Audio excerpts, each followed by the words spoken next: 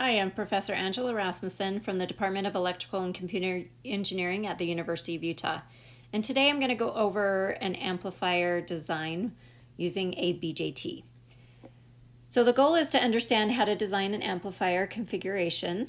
And so we are actually going to also solve for the values for like your resistors within the circuit too. So the goal of biasing, and again, this is for a DC biasing. You remember you have to put it in DC active mode and stay in the active mode to be able to amplify a signal. So there's these different configurations. So this first configuration, the issue with it is that it is sensitive to beta. So beta can range from 40 to 400. Huge range for beta. So if you design this amplifier, you build it, you put it on a PCB board, you put it into some electronic device, and the BJT blows. So you take that BJT out, you put another one that is a discrete component in there. The first one may have had a beta of 40, the next one might have a beta of 400. This design is no longer going to act the same as your original design. So that is what it means by being sensitive to beta. So that is typically usually not the type of configuration we want when we're looking at an amplifier. This next one, you have the issue of a sensitivity to resistor errors. So as we know, all resistors have some tolerance to them. And so this one will give you a very different output depending on the tolerance of your resistors in there. So for example, if you have, say, even a 10% resistor, you put it in there, and then again, that component blows, you take it out, you resolder in a different one, this may again not give you the values that you expect, and so it may not work correctly.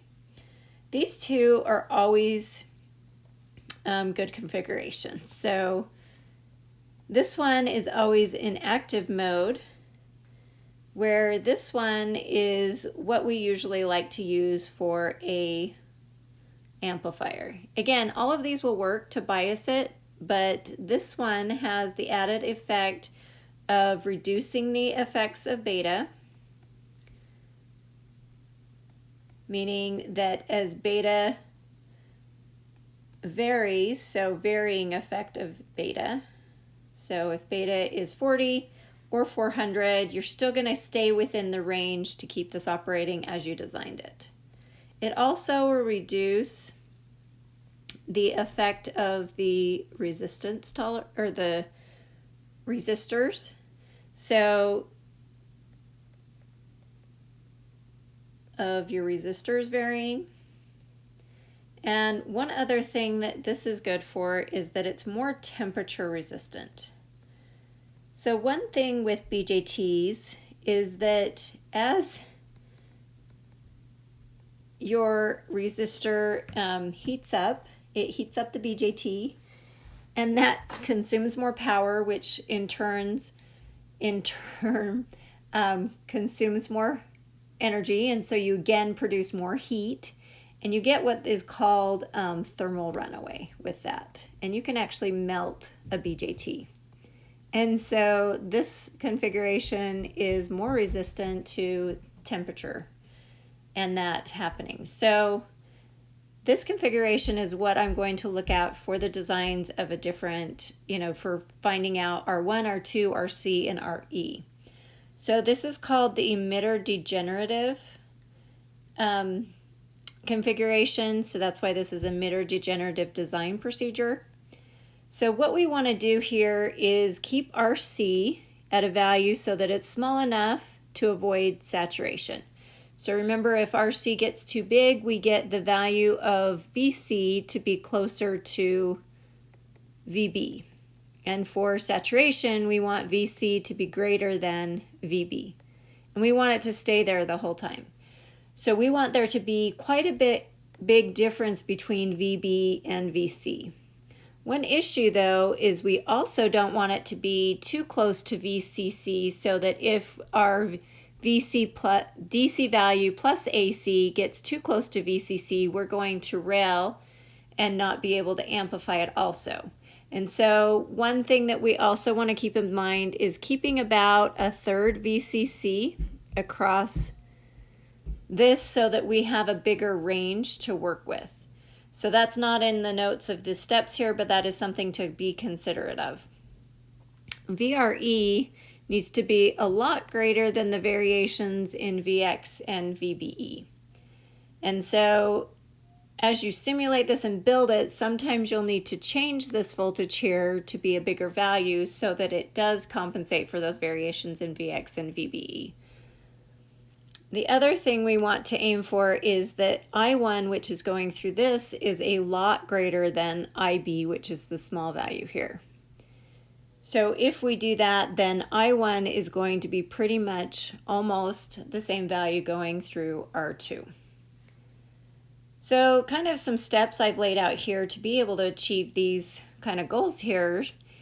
The first one is to choose a bias configuration. I suggested this emitter degenerative one. Again, you can use the other ones. Again, they're going to be kind of similar steps, but you'll have to modify them based on that configuration. The next thing you're going to do is choose the value of gain that you want to achieve and the amplifier configuration that you want to achieve that. So, for example, the common emitter is usually the easiest one, and that can give you a starting values for each of these that as you change the configuration from, say, a common emitter to the common emitter with degenerative resistor, meaning that you leave RE in there instead of putting that capacitor in parallel to RE, you can keep almost the same values, just modifying them to keep the goals that you have above here. So once you do these steps, you're going to translate those steps into giving you a value for IC. So with IC, once you know IC, then you can choose VRE. And if you don't have a value to start with VRE, 200 millivolts is a place to start. So you can pick 200 millivolts for VRE, and then your next step is to use either VBE as 0.7, or a little bit more accurate is this equation where you assume IS is a value of 10 to the minus 17 amps. Then you're also wanting to find VX, which is located at your base here. That's going to be your VBE plus IC times RE, so you're going to assume the current IC is pretty much approximately the value for IE here. Choose R1 and R2 so that VX, or to give you VX, and then you're going to set I1 to be a lot greater than IB, and then choose your RC so that your condition of VC is greater than VB, which in this case is that VX. So those are the steps. So let's go through an example. So let's start with a design of an amplifier with a gain of 50. So this is, a place to start. So our first step was to choose a bias configuration. I told you we were going to do this emitter degenerative one. And then we know that we have a gain of 50 in this case. And we're going to use probably the common emitter. So in order to create the common emitter, again, I put that capacitor in parallel with RE. And I place the input source right at the base. So the capacitors in this case are you're going to use find them in the simulation. So you can use a parametric sweep.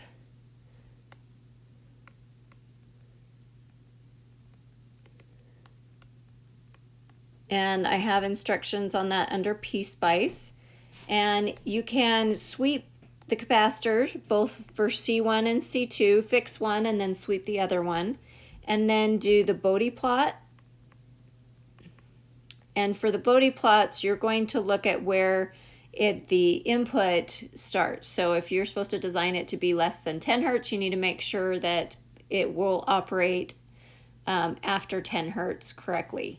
So you're going to have to use that until you get the right value of C1 so that your your frequency range operates in the right ranges.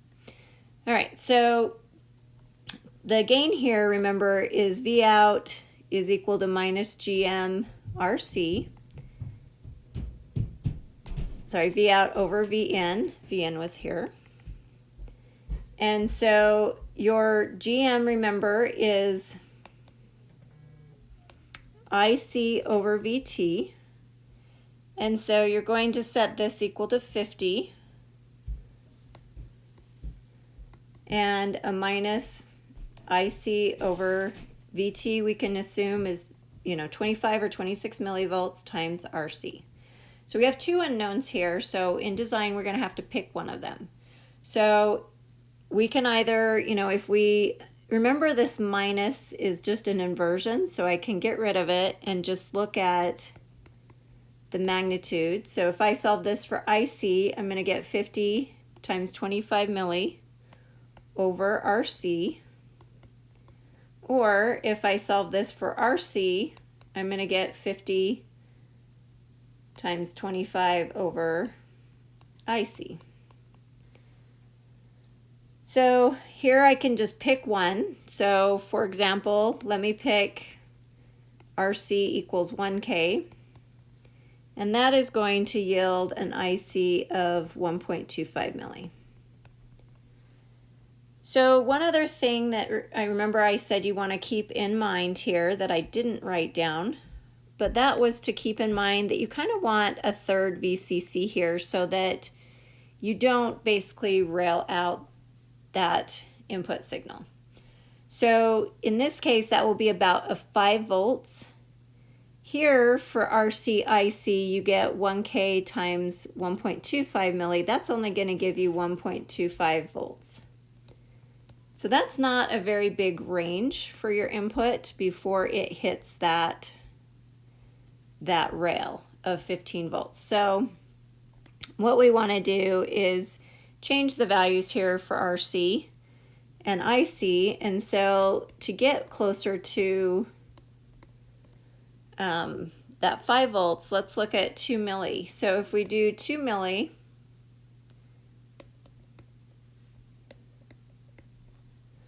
you can find that RC is 625 ohms using just this equation here. And again, you're still going to get 1.25 volts. So this only gives us kind of that swing. Only 1.25 volt swing is what it's called, meaning that from the input to the output, before you have an issue with either going VC equal, so the issues are either VC equal to VB or that VC gets too close to VCC. So those ranges where your DC value to VB or DC VC to the VCC, those ranges are what we call swing.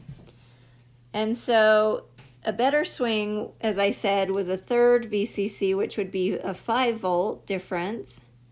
And for 5 volts, that would be, say we still used RC as 1K, that's going to yield an IC of 5 milliamps.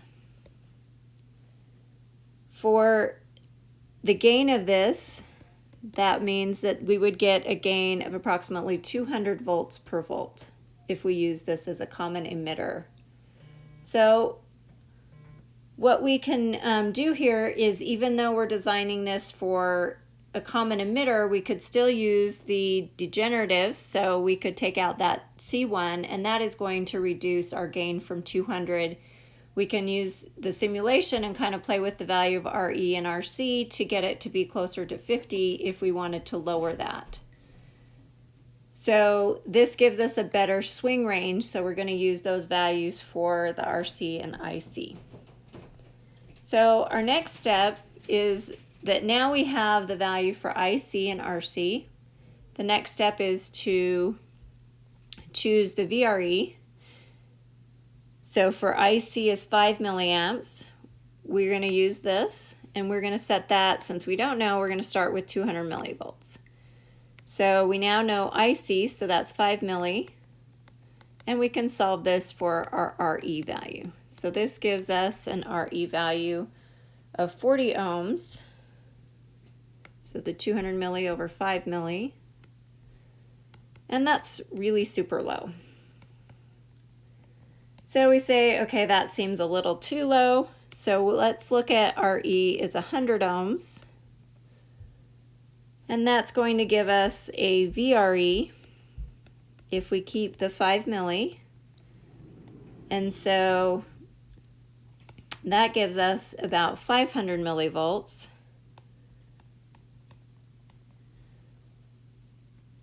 Which isn't that much different for RE, but it gives us a little bit higher value for VRE. So not too much of a difference, so we say, okay, that looks pretty good. Let's try it. First start with RE as 100 as our starting value for that.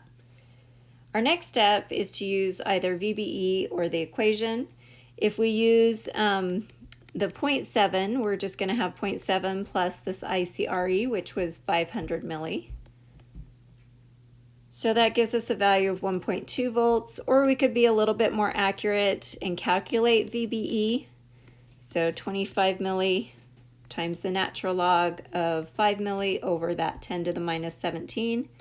And that gives us a value of 0.789, which is a little bit different. So 0.789 plus 0.5 gives us about 1.3 volts instead. So kind of similar, so either way, as I said, is not that much of a difference. So this gives us our value for Vx. We now use that value in the next step, which is to get R1 and R2. So from 3 we have that 1.2 volts for Vx, or you could use 1.3. Again, they're very similar, so not going to be that much of a difference. We can find I1 is VCC, just doing a node voltage, minus Vx over R1. And we want that to be a lot greater than IB. And we know we're going to make an assumption that beta is 100 if it's not given.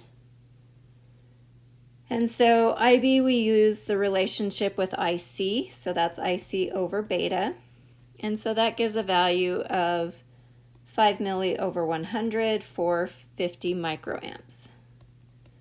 So this a lot greater is kind of relative. Is a lot greater 10 times or 100 times? Usually we say 10 times is enough and usually adequate, but if you want to be safer, then you could go 100 times. Either way, you're going to just plug that into saying that a number times IB here is going to be equal to the I1. So we already know VCC we can pick, so I'm going to pick it at 15 volts because that's what we've done the other circuits at. And so 15 minus 1.2 over R1, and then I'm going to equal, and I'm going to say, as I said, only 10 times larger, but you could say 100 here. So solving this yields R1 to be a value of 27.6 K. And there gives me my value for R1. And remember we said the I1 was a lot bigger, so IB is pretty much negligible, which means that this can become a voltage divider. So Vx is going to just be R2, so it's the voltage across R2 times VCC over R1 plus R2. I plug in the values for Vx and VCC, and now I have the value for R1. And I can solve that algebraically to give me my value of R2, and that's going to be 2.4 kiloohms. So as mentioned before, C1 and C2 you're going to find through the Bode plots in the simulation by a parametric sweep. And now here we have all of our design values. So this was going to be 1K. R1 is 27.6K. VCC was 15 volts. This we're going to have a beginning value of 100. And this was 2.4K. So we need to also go back and make sure that this is in active mode. Otherwise, you're going to need to lower RC. And the other things that we want to try and aim for is the I1 was approximately 500 micro. IB is approximately 50 micro, and IC was approximately IE, which was approximately 5 milliamps. So those currents are what you're going to aim for when you do the analysis to make sure that it is in active mode. So this completes the steps for a design for an amplifier.